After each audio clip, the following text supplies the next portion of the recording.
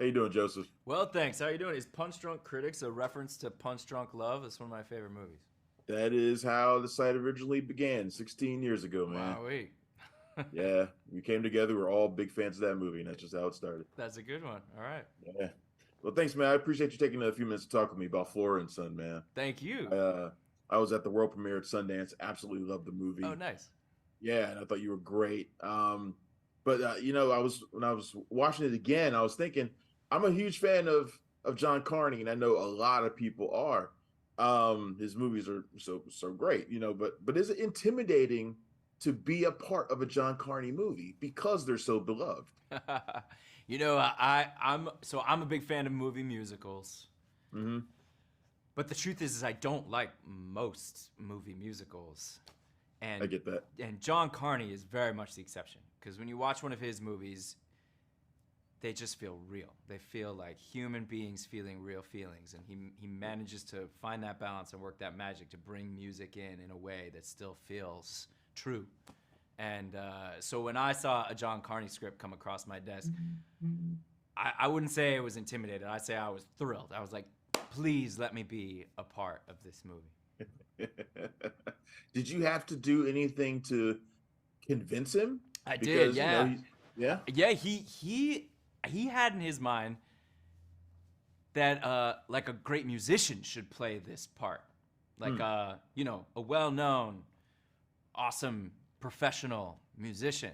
Yeah. And I wrote him a letter about how no, that's not what you want for this part. What you want is someone who can sing and play like I can, and I'll do a good enough job, but it shouldn't be some like golden voiced rock star. It should be like a regular guy who can Right. sing and play well enough.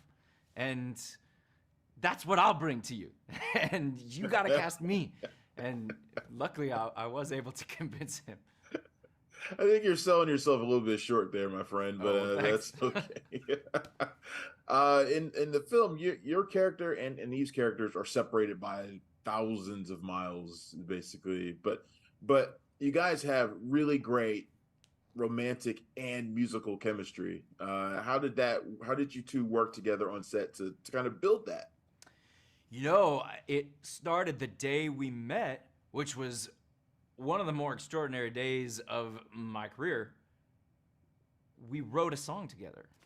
And we Oh, didn't wow. we didn't know that's what we were going to do that day. I showed up to Ireland ready to be in this John Carney musical, and just a couple days before shooting, we had a day booked of recording studio time. Like, okay, cool. So I show up to the recording studio, and I'm like, this is exciting. I don't usually get to go to recording studios. I'm an actor, but no one sent me any songs or lyrics or anything. What song are we going to record today? And John's like, well, I don't know. We're gonna figure that out together. And at first I was like kind of terrified, but then John and Eve and myself and John's music partner Gary, the four of us just sat together for the rest of that day and came up with a song. And Wow.